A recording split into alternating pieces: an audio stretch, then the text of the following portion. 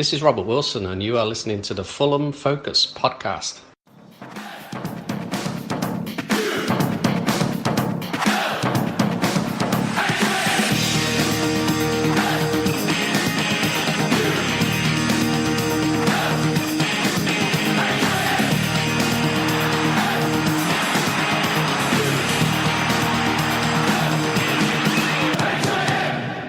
Fulham.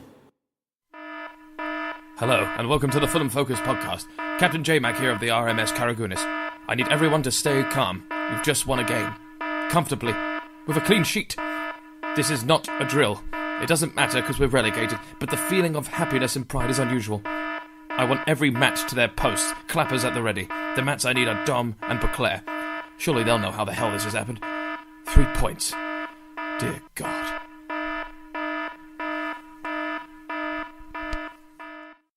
And you just heard Robert Wilson introducing this week's show, and on behalf of the whole Focus team, we'd like to congratulate Robert on receiving the Forever Fulham Award from the club at half-time against Everton. Robert is a dear friend of Fulham Focus, and we are delighted to see one of our own receive recognition for his career with the club. As always, Mr. Wilson, we salute you, sir. Right, guys. Well, bloody hell. We won a game. And you know what? In the last pod, I predicted the scoreline. I said that, well, I didn't get this completely correct, but I said it was going to be 2-1 and to us, and the Cottage would be absolutely rocking. And it was. It was a great day of football in the sunshine, Mr. Domm. Yeah, I mean, a big surprise after the season we've had. You know, there was something of a bit of freedom about the way we played. You know, and it's hard to we pin that down to the fact we've gone down and it doesn't matter anymore, or the fact that things are starting to click under Parker. And I hope it's the second one. You know, certainly some of our players put in, you know, top 2, top 3 performances of the entire season, I would say. And as a team, probably the best performance for the 90 minutes overall.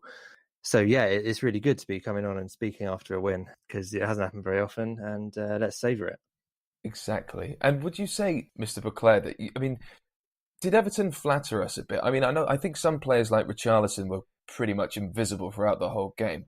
Or were we actually very good and the shackles off of relegation basically made us a completely different team on Saturday? It's such an impossible one to kind of to guess, really, because, as you say, Everton weren't at the races. If Richarlison was firing on all cylinders, we'd have known about it, but I forgot he was even on the pitch, to be honest.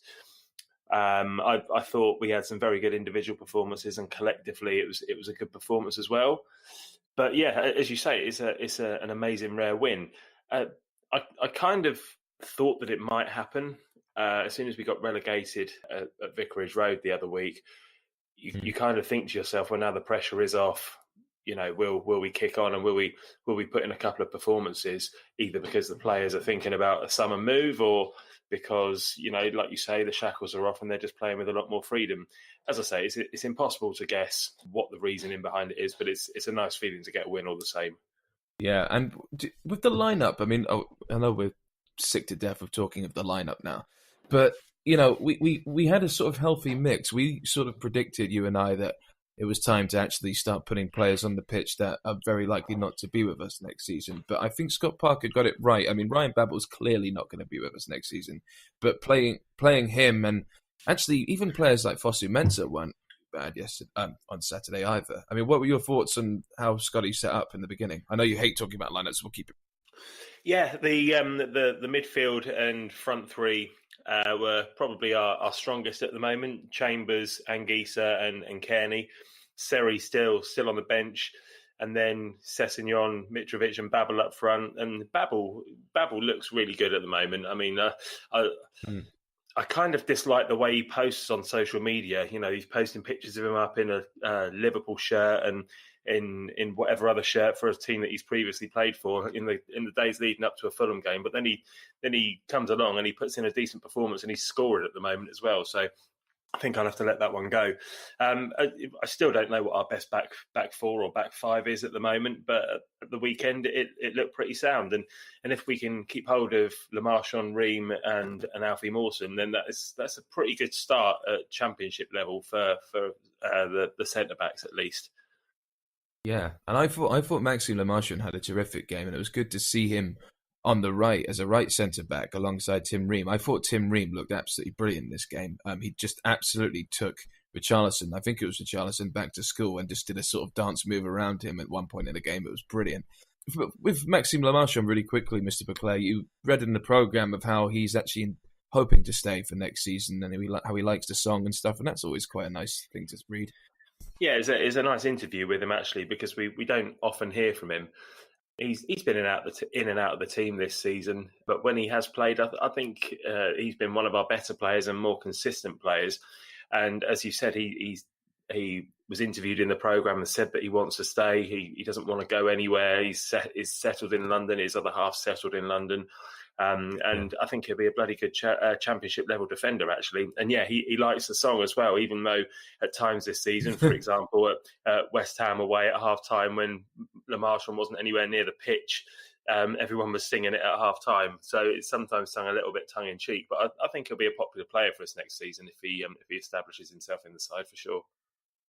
Yeah, me too. And I think we might have actually, ironically, got the better deal out of the Seri package on the Maxime Lamarchand side. Mr. Domm, just really quickly from you on Ryan Babel's performance. I remember you saying on our wonderful WhatsApp group, just saying actually you basically ended up saying that he was probably our most professional player on the pitch and the one who's actually got the highest amount of Premier League quality, didn't you?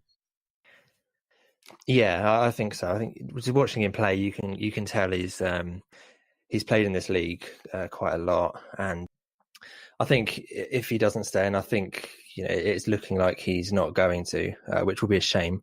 I think we'll miss him more than any other player that leaves, with perhaps the exception of Mitrovic.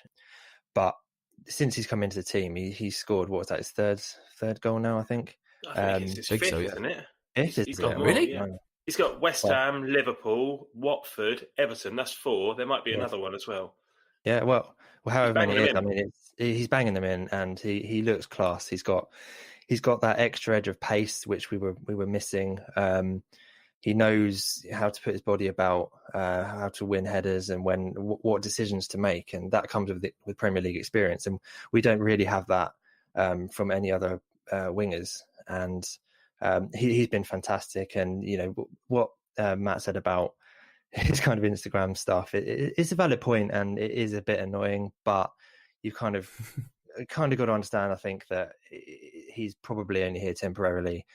He might be putting himself in the shop window a bit, but that's fine. We're reaping some rewards from the way he's playing, and that's good. If there's a slim chance that he might stay with us and Tony Khan throws some money at him, then that would be fantastic. But I think we just need to enjoy his performances while he's here, because I can't see him being with us next year, which is a shame. The way he took his goal the other day, though, that first touch to get him away from the defenders, and then to still have the pace at his age, is he 32, something like that, to get away from Premier League defenders. Imagine that in the Championship. He'd be prolific. Oh, he would. It was fantastic. It was 3 touches from the halfway line to putting it in the net. And the final touch after, busting a gut to get to it, to have the thought to actually just dink it over the goalkeeper. It was just a wonderful goal. And his link up with Mitrovic has been brilliant. And a part of the reason why Mitrovic is he went off the boil a bit, and I think in the last few games he's looked a bit better, and that's because there's an understanding between them that's developing. It would be a shame to not see that next year, but yeah, perhaps there's an outside chance. As I say, we can throw some money at him and he might stay, but who knows? Well, Mitro was very much like the player of old on this game, not on the score sheet necessarily, but certainly was bullying the defences. I mean, Kurt Zouma just couldn't handle him at most of the time. I thought he was very unlucky. I mean, he hit the crossbar at one point. I just completely screamed. But I'm interested because let's just quickly talk about Parker here. I mean, it looks like the Tim Ream of old. I think Tom Kearney looked like the Tom Kearney of old. Mitrovic looks like the Mitro of old. And, Babel's playing extremely well. Obviously, Scott Parker has got these players really wanting to. I mean, I've never seen us play this good, and we're relegated. And obviously, I know the shackles are free and you can express yourself, but there must be something said about Scott Parker's motivation skills with these players, but also his tactical nuance. I mean, he's been changing things up for each game. He's gone 5 at the back, which almost worked for Chelsea and Liverpool, and he's gone 4-3-3 or 4-2-3-1 with this game, and we won with a clean sheet. Mr. Boisclair, I mean, with Scott Parker here, I know we go on about it to death and if he's staying or if he's going, but you can see that this is potentially, I mean, there could be a few more wins down the line if it keeps on going like this, right? Well, yeah, but let's not forget, you and I went to Vicarage Road the other day and we were absolutely appalling in the second half. We just completely capitulated. So let's not get carried away with ourselves. This is one win in is it 5 games he's been there for now? So, you know, I don't know whether he's going to be a good manager or not, but since he's come in, he's steadied the ship. We looked much better against Chelsea. We did well against Liverpool. Pretty crap against Man City. Crap against Leicester in the first half. Better in the second half, and then appalling against Watford in the second half as well. So there's still no consistency, but we are seeing signs of improvement. Yeah, I'm reluctant to get too carried away. I think after Leicester, I was pretty annoyed because that performance, especially in the first half, was really unacceptable. But I can definitely see that things are slowly improving, you know, and one thing that's weighing on my mind is, you know, you get the players like Tom Cairney's come out and said that the players want to play for him and they're buying into his methods and all that kind of thing. And that's great. This was an article released earlier, wasn't it? It was an article that you actually put on the group, yeah. Yeah, in the Telegraph, and it's really good actually. I think there's some great quotes from Tom. You know, including things like he said he's going to stay, which is brilliant to hear because Tom Cairney playing at the top of his game in the Championship is probably the best player in the league.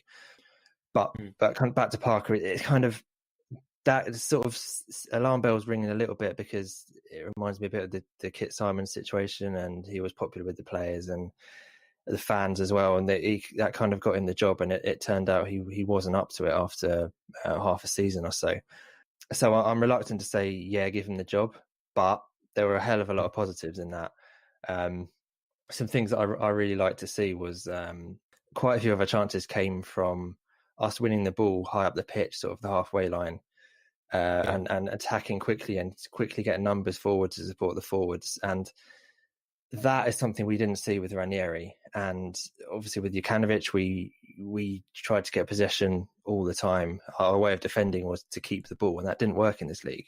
Ranieri went the opposite way, and we sat back and invited pressure on, and with a defence that's as weak as ours, that wasn't going to work, and we didn't have the pace to break from that far back. But, you know, we were in defence, we were throwing ourselves at the ball a lot against Everton, and that was brilliant to see. But winning the ball high up the pitch, still trying to play football, but effective football rather than just possession for the sake of it. Those are the things that I'm really liking from Parker. And if that carries on and we have, I think it's more performances over points for me for the rest of the season. If we keep playing like that for the rest of the season, the remaining 4 games, we probably will pick up some wins if we do keep playing like that. But it's about if we can see these things that are just starting to work. If they become consistent towards the end of the season, then I'd be happy for him to get the job. Yeah, and you know, I mean, like you were always saying that we think 25 points is the target for him getting the job. I think he could probably get to 26. To be honest with you, I think he could probably get 2 more wins. Sorry. No, go. I just don't think. I don't think he'll be judged on how many points he gets, and I don't think he should be judged on how many points he gets. If it's not a good reason to give a manager a job just for players saying that they want to play for him. But if you know, Mitrovic and Gisa and Tom Cairney all say we'll stay if you give Scott Parker the gig, I think we'd already have one of the best teams in the league next year. So it'll be worth listening to. Yeah. Very, very good. Okay, so we've talked about, you know, Ryan Babel and how good he was for us, and we exploited him on the left-hand side. But let's talk about our midfield for a second. And because Matt Domm just alluded to the fact, you know, that we kept winning the ball high up, and that was due to our midfield overrunning theirs and how good. I thought Chambers absolutely bossed it. Cairney was obviously on maestro form, and Gisa once again was playing out of his skin. And I find it quite weird. I'd like it if someone could answer this question for me. There's something about Anguissa that doesn't seem to match, as in, for a player of his build and height, he seems to actually almost have like the sort of technical gifts of really sort of clever, crafty midfielder who can just break lines and pass it very, very quickly. Do you know what I mean when I say that, Matt Boisclair or Matt Domm? Someone talk to me about this. He just reminds me of Papa Bouba Diop, kind of in his build. He's quite leggy and very strong, good on the ball. I don't think he's got a shot quite like Papa Bouba. Papa Bouba used to score some fabulous goals, and maybe Anguissa still will. But I know what you mean, and I think he's such a dominant player in the middle. And I said before last time I was on this show as well, I just feel like if he does come down to the Championship with us, and I think he will, I think he'll be one of the best players in the division if he can stay free of injury and get a good run in the team. So, yeah, I really like him, and I did like him at the start of the season as well. It's just a shame that it took so long for him to settle in, and then he struggled with his injury and a bit of form. But it's interesting as well, you mentioned Chambers. Chambers seems to be switching from defence to defensive midfield. He's back and forward, but he still puts in a consistent shift. And it's funny, isn't it? Do you remember earlier in the season when he was kind of moving along the back four and looked appalling, and then he had that half at Cardiff as well where he played right back and was shocking by all accounts. And now, he's one of our most consistent players, and whether he plays in midfield or in central defence, he's one of the first names on the team sheet. And I'll go to you with this, Matt. Yeah, no, I agree with pretty much everything Matt just said. It's that he was making some brilliant runs against Everton, and I know what you mean about it was surprising the attributes he's got for a player. When he came in, you're expecting him to kind of break up the ball, lay it off to a more creative player, and be that kind of bully, in a way that Dixon Atuhu kind of was. That's what I was expecting from him anyway. But against Everton, he won the ball and took on a couple of players, and all of a sudden we've got a lot of space and some runners ahead of him, and that really made a difference the way we attacked, and it made us a bit more direct, and just having that kind of extra body coming from deeper in midfield gave us a lot more options up front. And I'm still not 100% sure that he'll be able to play the sole defensive midfielder role. That we got from Jmac last season. I don't think he's got the discipline. He does like to break his lines, as you said, and he's good with the ball, so he'll look to start attacking moves. And I think alongside someone like Chambers, who's a bit more of a kind of getting in the way, running all over the place and really putting on the miles on the clock, it worked really well. And I think that was kind of the three midfielders we started with against Everton: Kenny, Anguissa, Chambers. Similar to the way we had the three last season with Johansson, Jmac and Kenny. They were really, really important to the way we played. And it's different in that we now have kind of two sitting, if you like, rather than just Jmac. Yeah. But Anguissa is playing that kind of link-up role between Chambers and Kenny that I thought would have been Seri, actually. But I think in recent games, Anguissa has looked like much more of a player than Seri does, and that really has surprised me. Well, do you think he could stay in the Championship? Because you got some people I know on other outlets are saying, I don't know what they're smoking, but who think Anguissa is going to stay in the Championship. But a lot of people seem to think that he won't, and that people places like, I don't know, leagues abroad, or maybe even a team like Watford would like to actually get a player like Anguissa to fill in Doucouré or something like that. I'm just interested in your final points if you actually think Anguissa could stay with it. I think he'll stay because he costs so much money and he's on a massive contract. So who's going to pay the money to take him away? Because all right, he's started to look good for us recently, but he hasn't had the best season, not the most consistent season, and I don't think anybody's going to look at it and think, I'm going to pay the 30-40 million it takes to break this player from that contract. And I don't think that the Khans will want to sell either. And from what Kearney's saying, I think that they'll want to hang on to most of our players, to be honest. Well, this ties in brilliantly. So, hanging on to our players, let's just talk about it. Mitro. I mean, what's your gut instinct with Mitro, Mr. Domm, about? Because, I mean, there are talks of a potential West Ham move. There might be some Everton movement potentially as well. I'm just interested to know if you think what your gut feeling on Mitro staying with us is, because you can see that he loves the club, and it's very, very reassuring sometimes to see him pat the badge on his chest after the game and after applauding the crowd. I'd just like to know what you think about it. Yeah, I keep swinging one way and the other with with Mitrovic. Me too, It's yeah. kind of, I just until Everton, I kind of thought, okay, I've come to terms with the fact he's probably going to leave.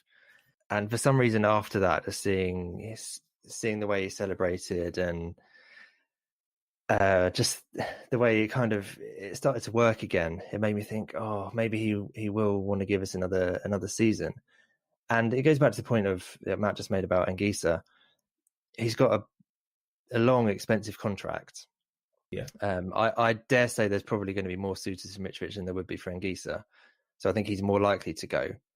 But Shad Khan is ambitious, and I don't think it's outside the realms of possibility that it'll convince him to give us another year. If we don't go up, we'll sell you. Or if it's not looking likely in January, we'll try and sell you then. But I wouldn't be that surprised if he stayed now. I'm starting to lean towards maybe he'll give it a go. And with him, and if Anguissa stays as well, Kearney, I think, is probably likely to stay.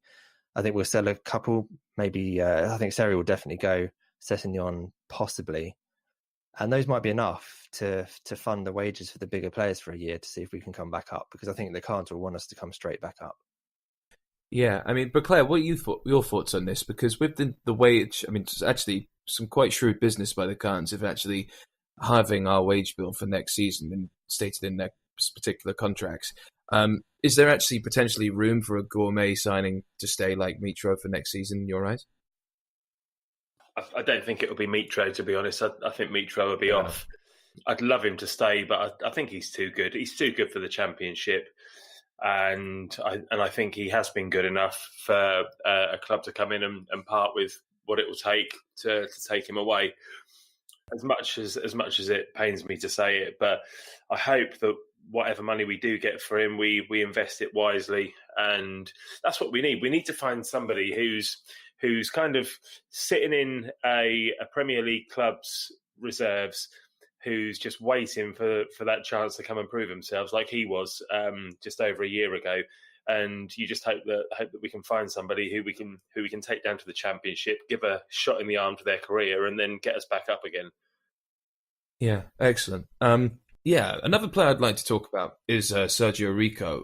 It's a nightmare. I mean, he's really, really heavily criticised at the moment, and I can understand why completely, especially from your angle, Boisclair. I mean, you're not his biggest fan. I mean, the guy just can't catch a cold sometimes, and he likes to play volleyball more than football, it seems. But he does is it potential that we're all being a bit too harsh? Is it maybe that actually his punching that he does is somehow embedded in his training as a goalkeeper when he was in Seville or something like that?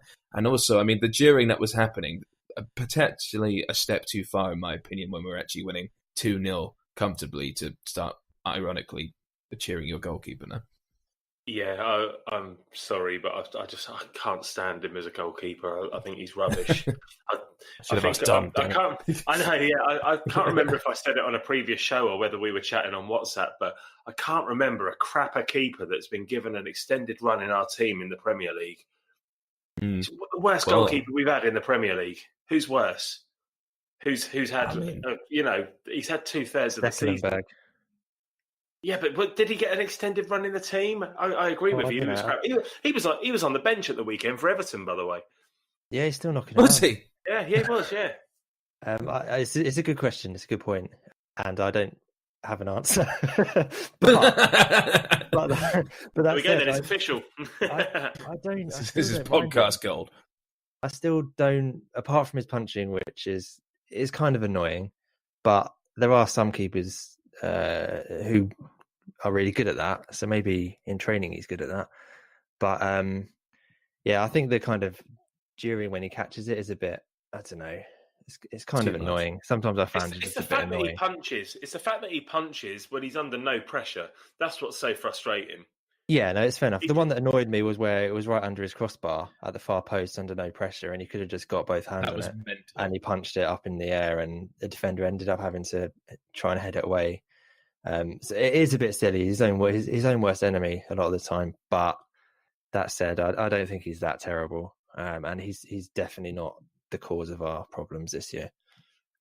definitely not the cause of our problems, but definitely won't be here next season either. So I don't think we should dwell on it too much. But I take your point. We shouldn't be booing our own players, or the ironic cheers.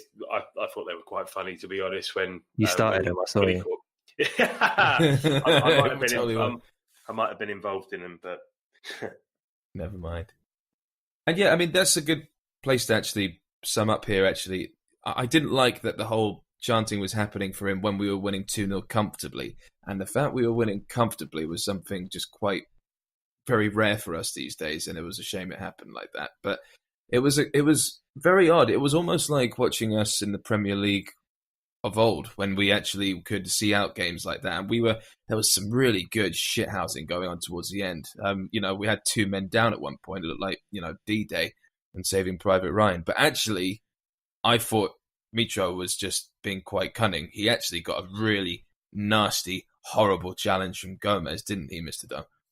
Yeah, it was awful. I mean, first thought was it's a kind of near the end of the game, bit of a lazy tackle. He's left his boot in, and it was an accident. But on the replay, you can kind of see he's got a lot of time to make a decision not to put his foot in, and the ball is long gone. So it was really nasty. And it's one of those ones that I think if Mitrovic's foot was a little bit more grounded, it probably would have snapped his ankle. So it's not nice to see. It was really horrible. But yeah, we did really look. One thing I found quite impressive was how well the players were up for it, given that we were already down. I know we can say the shackles came off and we had freedom, and that's probably why we played some good football. But that doesn't explain why we were so committed to defending that lead. Exactly. So that was really good to see, and I wonder if Stuart Gray coming back has had any impact at all. I'm no expert, but all I do know is when he left, we looked a lot worse at the back, and now he's come back, we look a bit better. So that's all I've got to go on. But it's good to see us committed at the back. That's for sure. Yeah, and we haven't done this yet, so let's wrap this up with a Parker rating. We haven't actually done a Parker rating yet on the show, so I'd like to get your Parker rating out of 10, please, Mr. Boisclair, for this performance. I don't know. Let's go with a 10, shall we? We haven't given a 10 out this season. We've won at home. We've kept a clean sheet. All's good. Bloody hell, 10. All right. And for you, Mr. Domm? Well, I was going to go for an 8, but Boisclair's got a bit carried away, so I'm going to go with a 9. I can't think of any reason why to knock a point off, to be honest. We won. It was comfortable. Lovely day in the sun at the cottage. So, none of that's Parker's fault. So I don't know why we can take off a point, but 10 would be a bit ridiculous for me. Yeah, I'll even it. I'll make it 8. So we'll do 8, 9, and 10. But fair. Definitely a very good performance from him. All right, guys, excellent. After this, we're going to have the quiz. Fulham. And welcome back. Now it's time for the quiz. Yes, the immortal quiz. 20 points for my co-host today, or 30 points if you're listening at home. All right, so round 1. To celebrate Tom Cairney finally scoring his first Premier League goal in a Fulham shirt. Great goal, by the way. We didn't mention that earlier. It was a really good goal. This round will be all about naming the opponent that the following players scored their first Premier League goal for Fulham in. To celebrate Tom Cairney finally scoring his first Premier League goal in a Fulham shirt. All right. So not necessarily their first Fulham goal or the first Premier League goal of their careers, but the first Premier League goal for Fulham. Okay? So we have 2 sets here. We have set 1 or set 2. Mr. Domm, which set would you like? Would you like set 1 or set 2, sir? I'll go with 1. Okay, you're going with set number 1. So this is 5 names each. You have to guess the team that they scored their first Premier League goal for Fulham against. Okay? So here we go. Dimitar Berbatov.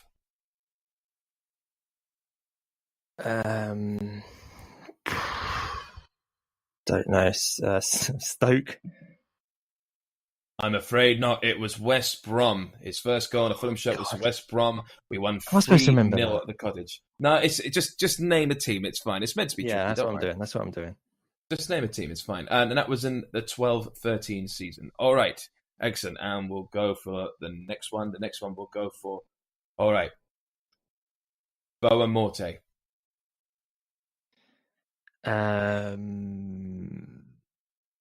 West Ham. Unfortunately not. It was Charlton away. It was 1-1.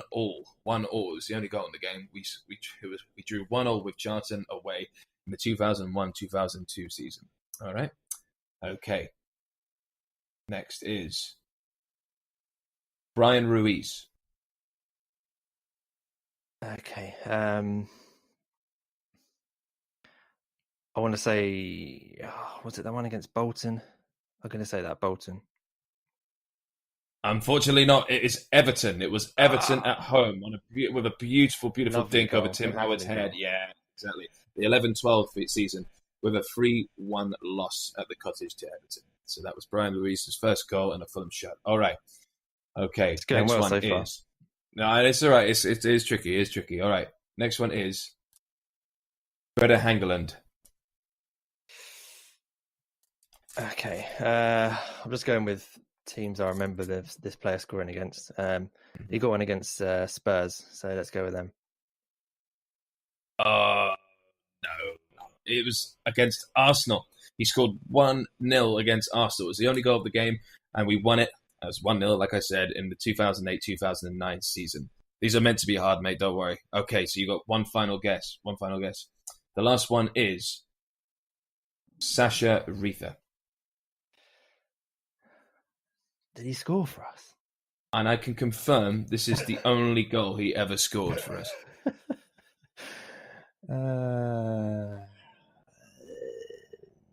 Liverpool. Unfortunately, it was Sunderland away. It was 2-2 on the 2nd of March 2013. It was the only goal he scored, but that was his first Premier League goal for Fulham against Sunderland away. All right. Okay, then. Cool. Cheers for that. No, that's fine. You're welcome. So that's a big fat naught for you. Yeah. All right, Mr. Boisclair. So it is set 1 for you, I think, isn't it? What set did Matt do? It's set 2. Sorry, I knew that. Same ones again if you want. No, that's all right. So okay, so set 2. Here we go. All right, here we go. Barry Hales. When was Barry Hales' first goal?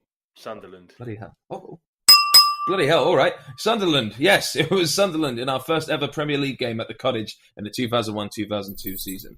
Who knew there was a noise for a correct answer? I know.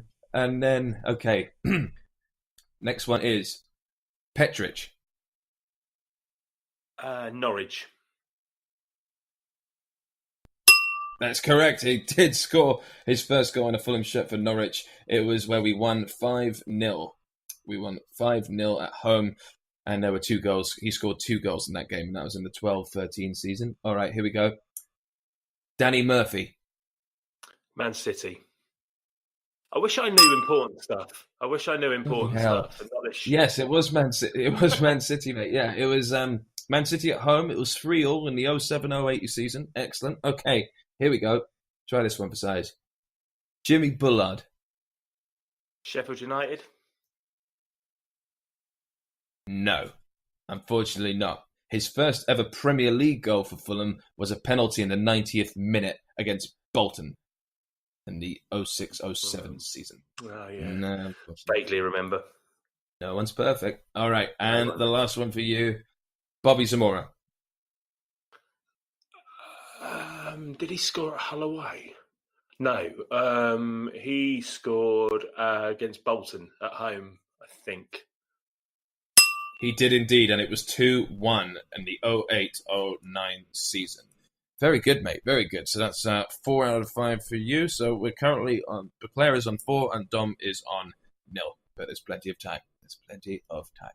Okay, good. All right, fellas. Round 2 is back and forth. You know how it works. It's back and forth. Bournemouth and Cardiff are the only sides that Fulham are pointless against from all of the opponents we have faced in the Premier League era, which is outstanding. So ahead of our visit to Bournemouth on Saturday, I want you to name the starting 11 when Fulham lost 5-1 to Bournemouth at the Cottage in 2015. So I want you to name the squad back and forth. And I will start with... Well, you might. I'll start with you, Mr. Domm. Christ, who was in the team then? What season was this? This is season 2000. Well, it was in 2015. Okay. I mean, is this the starting lineup? Yep, the starting lineup. I'm guessing Ross McCormack was there. Ross McCormack was there. Very good. And to you, Mr. Boisclair? Dembele? No Dembele in the starting lineup, I'm afraid. And to you, Mr. Domm? Oh, I didn't. Hold on. You got that's a ding for earlier, Mr. Domm. And that's right. You're used to not pressing it, so don't worry. Pressing it. I'm tapping it. I reckon Mr. Parker might have played. Super Scott was playing. Very good. And for you, Mr. Boisclair? Husband? No. Husband was not in the starting lineup for that game. It's coming back. Back to you, Mr. Domm. Yeah. This was the first year down, right? Fulham lost 5-1 to Bournemouth at the Cottage in 2015. That's all I have. Okay. Oh man, who's in goal? Kirali. He was there at the time, wasn't he? Oh. Kirali is not on the list of the starting lineup, I'm afraid. And to you, Mr. Boisclair? What about Kacaniklic? Kacaniklic was not in the starting lineup either for that game. Back to Mr. Domm. It's not even that long ago. It's not. Is Ryan Tunnicliffe playing then? Ryan Tunnicliffe was indeed playing that game. Very good. Very good. And back to Mr. Boisclair. Jamie O'Hara. Oh, good shout. Jamie O'Hara was not playing in the starting 11 that day. Bloody hell. Right, okay. And Mr. Domm, final guess from you. It's really turned around here. Trying to think, a defender. Let's go Dan Burn. Dan Burn is not on the list, I'm afraid. So that is out of 5. You've got 3. Mr. Domm, Boisclair, a chance for you to get 1 here. I don't even know who's in goal. Bettinelli. Bettinelli was between the posts, or the sticks, whatever you call it. Yep, that's right. It was Bettinelli. And I'll give you the full rundown of who started the lineup. It was Bettinelli, Hoogland, Hutchinson, Bodarov, Amorabieta, Parker, Tunnicliffe, Cavana, Ruiz, Rodiega, and McCormack. All right. And the subs, you wouldn't have got a point for this, but just it's interesting. Kirali, he was on the subs. I could have maybe have given you half a point for that, Dom, but it wasn't part of the starting lineup. Danny might be annoyed about that, but I think that's absolutely fine. No, I mean, that's the rules. There's the rules. And Steph, oh, I've forgotten how to pronounce his name. Stephalidis, that was it. Stephalidis, I remember. Smith, Fofana, Vosa, Woodrow, and Byrne. So they were on the subs bench, unfortunately, so you don't get a full point for those. So in total, after this, Boisclair is now on 5, and Dom is on 3. Okay, all right, there's time to bring it back then in the guess the player round. Final round, guys. Guess the player. You know how it works.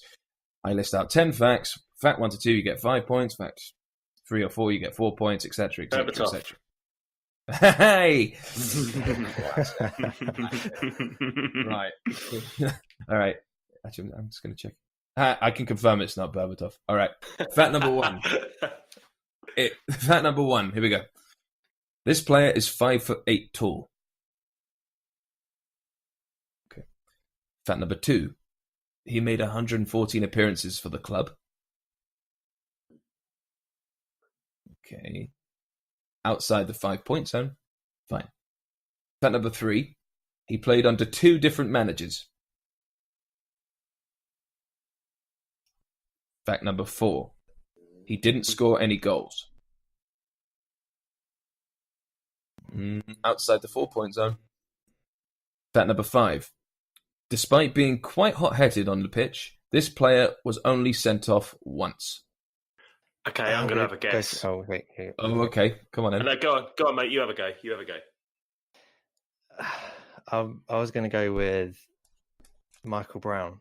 So was I. You're both going to go Michael Brown? Should I both freeze you out there, or Matt Boisclair, do you want to keep going? I think that's fair. Michael Brown. If it's Michael Brown, Matt can have the points. He said it. No. Okay. I mean, well, I'm gonna both This is. I'm going to both freeze you there then, and I'm just going to keep on reading out the facts, and you can either feel very smug or very stupid. Here we go. All right. Fact number 6. He is 26 years old. Oh. Brilliant. Fact number 7. He signed for Fulham after less than a month of signing for Bristol City. You know who it is now. Frederick. Fact number 8. He is a Premier League player. Number 9. He was substituted during the playoff final at Wembley last May. And fact number 10. He is more than likely the fastest player Fulham have ever had. Take a bow, Ryan Fredericks. There you go. made it all sound so past tense. Yeah. I know. It's depressing, isn't it? Okay, cool. So that's it, guys. So the final scores are Matt Domm with 3 and Mr. Boisclair with 5. I'm sorry, Mr. Domm, but as a prize for you, Mr. Boisclair, we managed to get this from the California police department. Actually, we have a beautiful license plate with COYW on it, and it doesn't fit my Aston Martin, so I thought you might like it for your Cinquecento. So there you go. All right, enjoy that plate, mate. Well done. All right, good quiz, guys. After this, we're going to have a little talk about Bournemouth and a bit of Tony Khan. Why not? Here we go. Fulham. And welcome back. Now, before we get into the Bournemouth preview and deciding what inflatable we're going to bring, apparently that's a rule. I need to talk to you guys about that because I know nothing about that. So, on to Tony Khan. There's been another bit of Instagram noise from him. I was just wondering, Boisclair, if you could inform us of what he's been saying. Instagram noise. Well, we won, didn't we? So Tony's been on social media. He popped up a picture of himself with Tom Kearney on Saturday, and he said, "Thank you to the loyal Fulham supporters. You were amazing today. What an atmosphere. Thanks also to the Fulham staff who worked so hard, and a huge thank you to the squad who really deserved that victory today. They care about this club and your support, and I care about them. They're a great group, and we have a family at Fulham fighting for the future. To our captain, Tom Kearney, congratulations on your goal today and for being a leader for us always, both now and in many seasons to come. Come on, Fulham." And then somebody had a pop at him, and he just replied, I'm not going to read what the person put because it's not very pleasant, but I went into the supporters trust and apologised and spoke at length on it, and it's been extensively documented. 16 out of 27 playoff winners, 59% have gone down immediately, 70% within 2 years, and I suspect few of them have ever taken that amount of hate. We'll be back. Thank you for the support. So, Tony's been involved again, and actually, I joined the Supporters Trust a while ago, and they regularly email out asking people for their feedback for the next meeting. And I emailed them back a little while ago and just said, next time you meet them, any chance you could raise the fact that we could just do with some positive PR from the Khans? Because when we got relegated, Shahid obviously published his statement, which was, you'd expect him to do. But we don't hear often enough from him. And the only time we ever hear from Tony is either when we've won, which isn't very often these days, or when he's just having a go at somebody on social media. And I get it because people are quite unpleasant to him and unnecessarily so, in my opinion. But it would be great if we could get some kind of positive PR, regular positive PR, just to kind of repair that disconnect that's happened. And there is a disconnect between us and Tony. And I do feel a bit sorry for him, and I completely disassociate myself. And I'm pretty sure Fulham Focus would completely disassociate ourselves as a group from those who are singing those pathetic songs at the games, which make me really cross. Yeah, I mean, I couldn't agree more. It's not what Fulham's about. We're not like that, and it's absolutely pathetic, to be honest. Yeah, I mean, we have been trying. I mean, Dom, what are your thoughts on this? Actually, I'll go to you with this before I give my. No, I hope that wasn't the attempt at positive PR as my first the first thing I was like. But yeah, I mean, I like the fact he says things like he says how much he cares about the club and the fact he's coming out to even say anything at all. I do appreciate that, but it's just kind of he's damned if he does and damned if he doesn't, really, because he doesn't say anything. Everyone goes, "Oh, where is he? He's gone missing." He does, and then he just starts getting abuse immediately. So if I was him, I probably wouldn't bother. But it's kind of, anytime he does say anything now, he's going to get this abuse, and then he goes on to say things like, "I'll die at this club," which is great. Second time. The second time he said that, which is great to know that the owners are committed, in my opinion. But he's goading them, and it just doesn't come across as very professional. That's kind of my main issue with it. But that said, I'm behind the Khans, and I think they've only got the club's best interest at heart, and there's many examples of terrible owners. Exactly. So the intention is good, but the way he does it is not necessarily. It doesn't really work. So that's kind of my only thoughts on it, really. Let me tell you this. I never read this out at the time, but when Djukanovic was sacked, and I don't know if this is coming across, but my French bulldog's laying next to me and snoring really loudly, so I'm sorry if that's audible. When Slav was sacked, Tony tweeted after the Southampton game. And I remember replying to him, and I said, "That's all very nice," because he said some nice things about Slav, which were kind of like a week or two after Slav had been sacked. And I tweeted back and just replied and said, "That's all very well, Tony, but it would have been nice if you'd have done that at the time rather than waiting until we won." And he direct messaged me, and I've still got it. I'll read it to you. So he replied, "Was working hard to make sure we got the 3 points before I worried about tweeting. These points were huge to us. Few people took Slav's departure harder than I did. We worked together for years and we had a good relationship personally, and this wasn't easy. I communicated my feelings to Slavisa privately, and to me that was by far the most important thing to me. But thanks for your support, Matt. I know it's not easy with this club, but we're trying hard here." And I really think he means it. I really think that he is trying his absolute best. And does he deserve the abuse? Okay, so no. When he took over, he made it quite clear at the weekend. When he took over, the club were 20th in the Championship. He built us into a club that was competing to be promoted, and then we got promotion. And all right, we've had an appalling year this year, but just because he's had one bad year, does it really mean that he deserves all the abuse he's getting, or does he deserve another chance, perhaps with a more experienced football man next to him as an advisor, which I think we're going to come on to. Well, yeah, I mean, what are your thoughts on that, Mr. Domm? I'll go straight to you with that, because, I mean, his passion, obviously, he wants to get this right, and I can't really, he says he'll die at this club, and I agree with everything you're saying. Without the Khans, we'd be nothing. I don't think we have a snowball's chance in hell actually returning to this league without them, the Premier League, that is. So, and, the Riverside's happening, and that cements us at the Cottage for, forever, as far as I'm concerned. I mean, certainly in our lifetimes.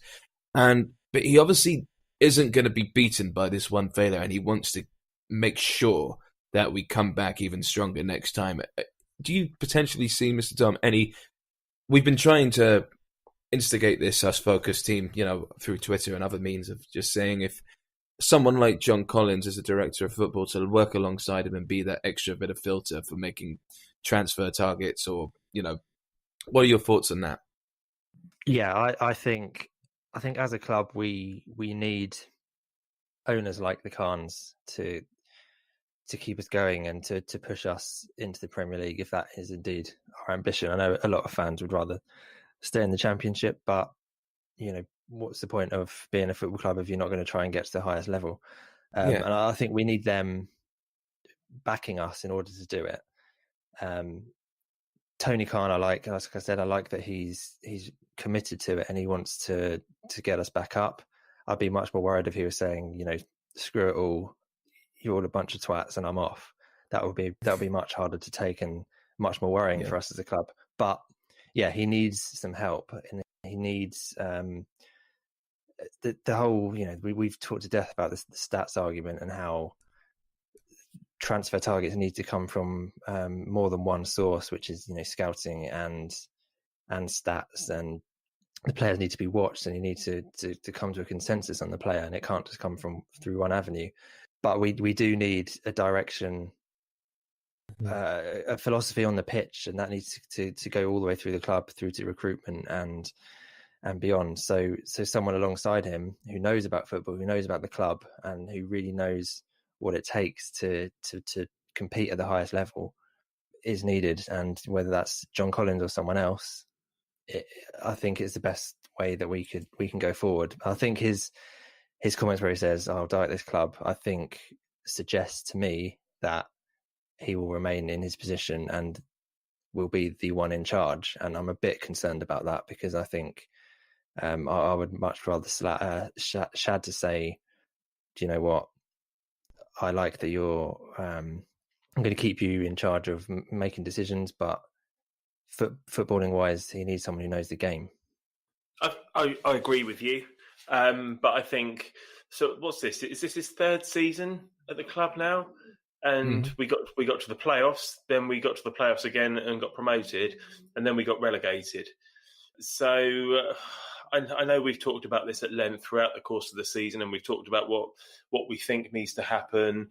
And I wish he was a little bit less stubborn and said, "Yeah, okay, we know where we went wrong this season, and one of the things we're going to do is bring in some more football people around me. I'm staying in this position, but I want to surround myself with football people who can advise me on footballing matters. We're going to still go with stats. We're still going to go with the scouting, but let's bring in somebody who can help us identify the players that we can then check the stats of, because we know John Collins, and I don't think they'll mind me saying that John Collins and Danny talk quite regularly by the sounds of it.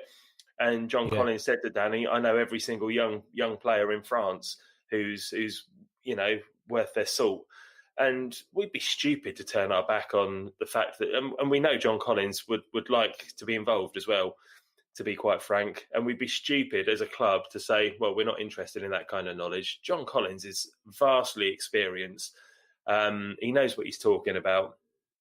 And I think it would be great to have him involved in some capacity, quite frankly. But I'm not saying get rid of Tony. No, I don't think anyone is really. I think a lot of people are. Maybe not us three, but I think people just see a problem and they think the only way to solve this is by getting rid of the person that signed all these players. And Tony Khan's in a lot of ways he's his own worst enemy, because when he made the signings last season, he took all the credit for the signings, and we were all excited at how much we were spending and the sorts of players we thought we were getting for the money. And now it's all gone wrong. People are paying for his blood, and it's not fair. And the guy probably deserves another chance, to be honest. Yeah. And I think, it will be interesting to see, because if a director of football is implemented, it will be very, very interesting to see who they pick. And someone like John Collins fits the bill for knowing the club and actually just having, obviously, very good contacts as such. But I just hope they don't make a wrong decision by appointing someone very similar to the ilk of Kasper Stalsvig again, who was in charge of I know it was a completely different role. He was in charge of the commercial revenue of the club, but we don't want someone who, we don't want someone that's just all gloss, and someone who's just, they picked for instance, Kasper Stalsvig was picked as someone who was, on the books of Manchester United before. Now he's gone off to AC Milan. It wasn't the right fit for Fulham, and that's, in my opinion, where everything went wrong with ticket prices. But anyway, that's another story. It's essential, if the appointment is made, it's the right one, and John Collins would fit the bill in my book. So let's quickly talk about Bournemouth. The inflatables thing, really quickly. Can someone just is this a thing on away days? Talk to me about it, Boisclair.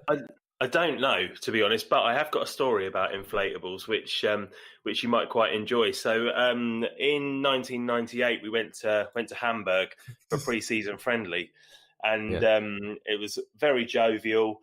And obviously, all of the shops of a certain nature over in that neck of the woods were everyone had a little look and a good old laugh. And somebody bought, let's call it, an inflatable. And it was being chucked around, in the pubs whilst we were over there. We were over there for a couple of days. And I kind of forgot about it. We came home. And then the first away game of that season, or the first game of that season actually, was Macclesfield away. And this doll appeared in full Fulham kit, just being chucked around the away end. It was absolutely brilliant, obviously with a big wide open mouth.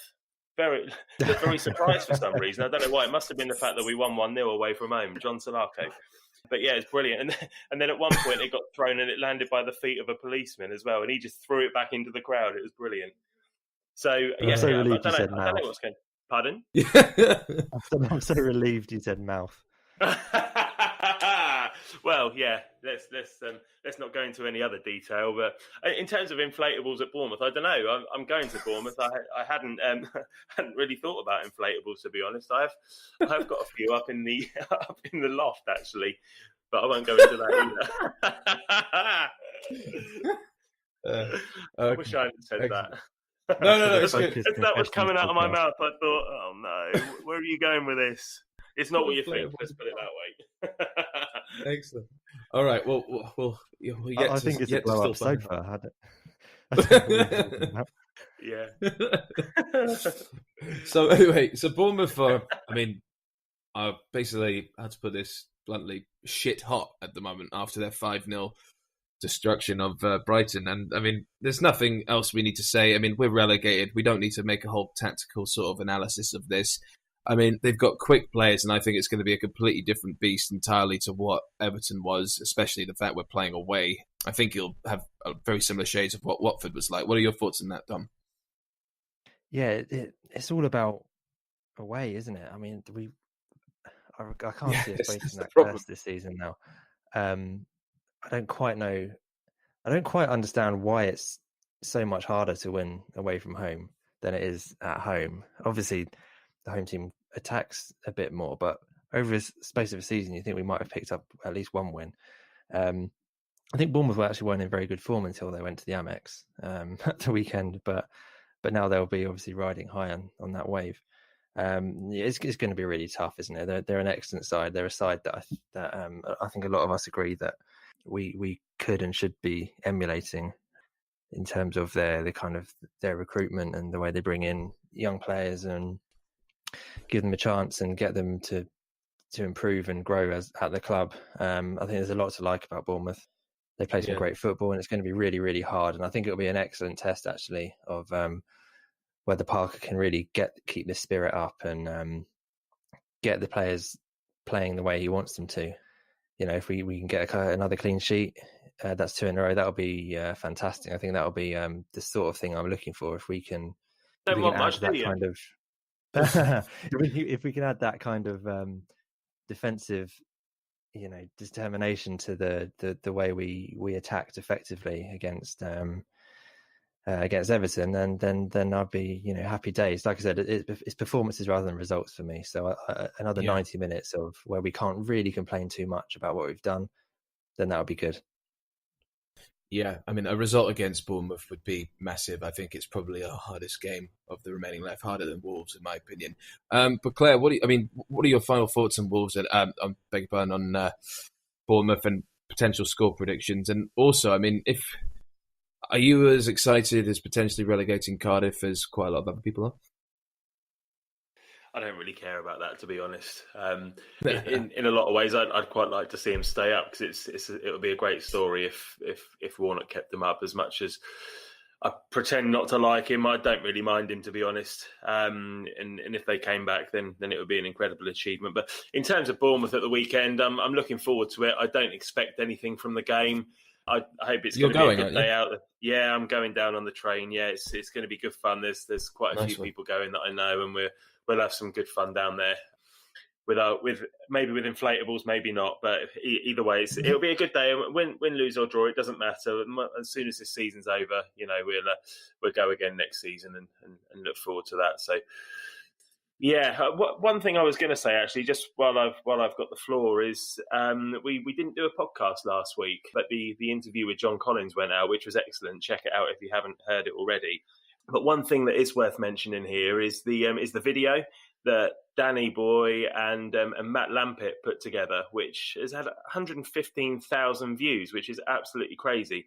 And I would imagine that everybody listening to this has already seen it, but if for some reason you haven't, then check it out at the Fulham Focus Twitter page. It's pinned to the top of the page. It's a couple of minutes, and it's it's just a brilliant video compilation of some amazing moments supporting Fulham with a great bit of music over it. So be sure to check it out. And Danny Boy doesn't get much praise, but him and Matt Lampard did an amazing job with that. So nice one, chaps.